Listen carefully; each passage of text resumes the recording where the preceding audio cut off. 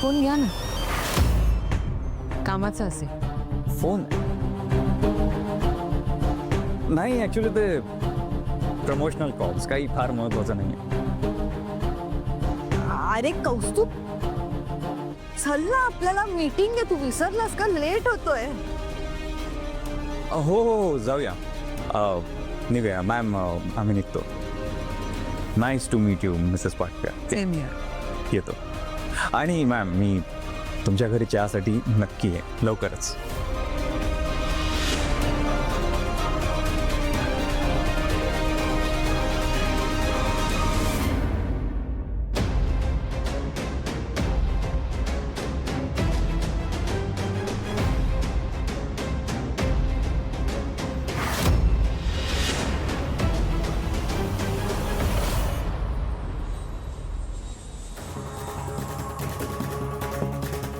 काय झालं ग? एवढी घाईघाईत का घेऊन आलीस मला तिकडून? अरे मी तुला बोलले होते ना माझ्या या वहिनीबद्दल. हे पण तशी बोलायला चांगली आहे ना ती. कसली काय चांगली आहे, फार शार्प आहे ती. आपण लवकर निघालो ना म्हणून पकडलो नाही गेलो. रेवती, आपण ऑलरेडी पकडलो गेलो. तुझ्या वहिनीला ना 100% डाऊट गेला, मी सांगतो. म्हणून तर तिने बोलवलं मला चहासाठी घरी. अनु वहिनीने आता घरी जाऊन काय सांगायला नको वाकडं तिकडं, म्हणजे झालं. टेन्शन नको घेऊस ग, जाऊ दे. आणि विचारलं तर सांग ना की फ्रेंड आहे म्हणून. आज जर अनु वहिनीने घरी सांगितलं ना तर माझ्या घरचे नाही थांबणार आहेत. एक तर तुला घरी यावं लागेल किंवा मग माझी आई जो कोणी मुलगा घेऊन येईल ना त्याच्याशी मला लग्न करायला भाग पाडेल.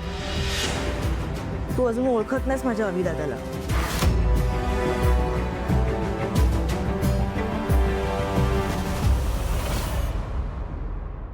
तुम्हाला खोटं नाही सांगत, एवढं प्रेशर आलं होतं, एवढं टेन्शन आलं होतं ना या केसचं.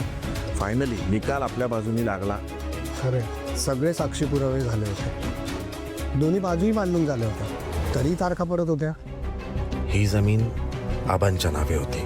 त्यांच्या हयातीत त्यांनी मला केस लढण्याचे अधिकार दिले म्हणून ठीक आहे, नाहीतर विलमध्ये सगळे अधिकार अनुलाच दिलेत.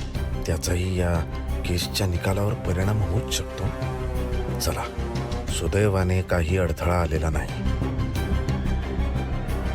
मला सांगा, या जमिनीचा व्यवहार करू शकतो ना मी आता? हो, काहीच हरकत नाही. मुळात ती जमीन तुमच्या वडिलांच्याच नावावर होती आणि आता वारसा हक्काने ती तुमच्या कुटुंबाच्या ताब्यात येईल. तुम्ही त्या जमिनीचं काहीही करू शकता. Thank you so much.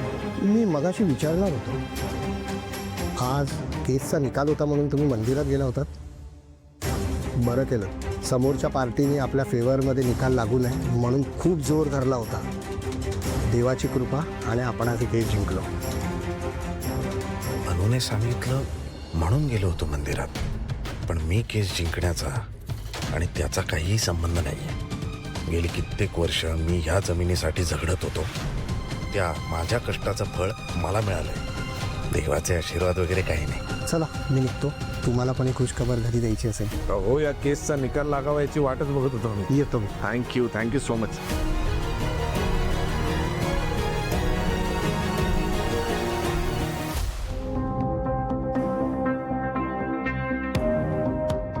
गेले काही दिवस पैशाची तंगी म्हणजे काय हे चांगलंच अनुभवलंय मी. आता हे पैसे फार विचार करून वापरायला हवेत. उधारी चुकती केल्यावर खूप गोष्टी करायच्यात.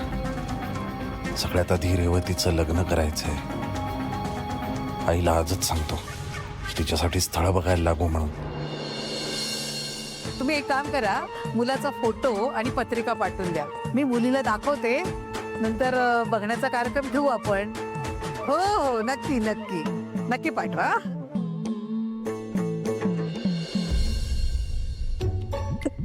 तेव्हा रेवतीला अगदी मनासारखं स्थळ मिळालं. काय काय जवळ जाऊन आलीस? होय. प्रसाद सांगितलं तर मी आणाल तुला. हो. एवढाच? आई, हा बाकीचा घरच्यांसाठी आहे. आणि इकडे मी खाल्ला ना तर सगळ्यांना मिळायला म्हणून जमत. मी सांगितलं होतं तुला आणायला प्रसाद. अगं ही रेवतीसाठी चांगलं स्थळ आलंय. मुलगा एकुलता एक आहे, सरकारी नोकरीत आहे आणि मुळात म्हणजे त्याला आई नाहीये. तुला माहितीये आजकालच्या सासवा किती जाच करतात सुनांना.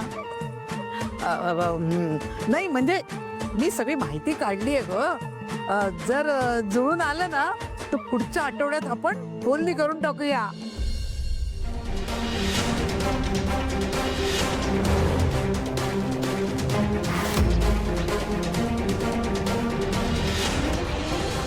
काय करू मी? आईंना सांगू का कौस्तुभ आणि रेवतीबद्दल? या माझ्या बोलण्यावर विश्वास ठेवते, पण मला यांना असं अंधारात पण नाही ठेवता येणार. रेवतीच्या आयुष्याचा प्रश्न आहे. सर्व मंगल मांगल्ये शिवे सर्वार्थ साधिके शरण्ये त्र्यंबके गौरी नारायणी नमोस्तुते नारायणी नमोस्तुते नारायणी नमोस्तुते.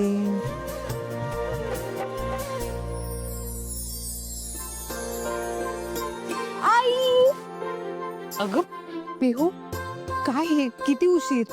I know I am sorry, मला खूप उशीर झाला. माझी टेनिसची मॅच होती ना आज, डबल्सची.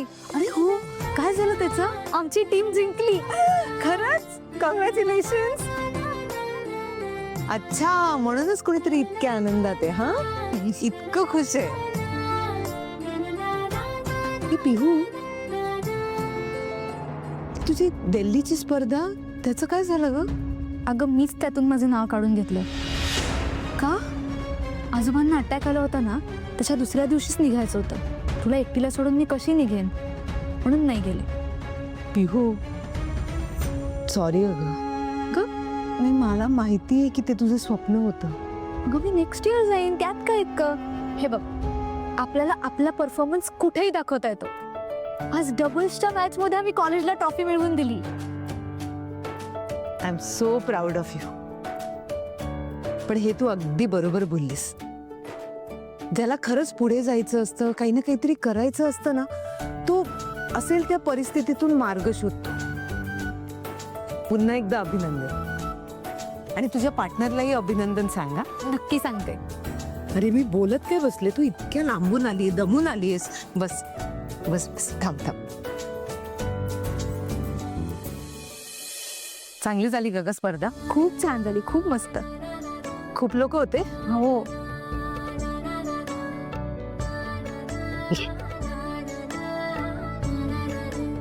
तेव्हा मी तुला सांगते, जेव्हा आपण एक टीम म्हणून एकत्र काम करतो ना, तेव्हा एकमेकांची ताळमेळ जुळवून घ्यावा लागतो. मग ती जोडी खेळातली असो किंवा आयुष्यातली. एकमेकांशी जुळवून घेता आलं ना, तर मग खेळात रंगत येते. खरे आई. पण हा नियम टीम मधल्या दोन्ही पार्टनर्सना लागू होतो. जर एकटाच जुळवून घेत राहिला तर त्याला फरफट म्हणतात.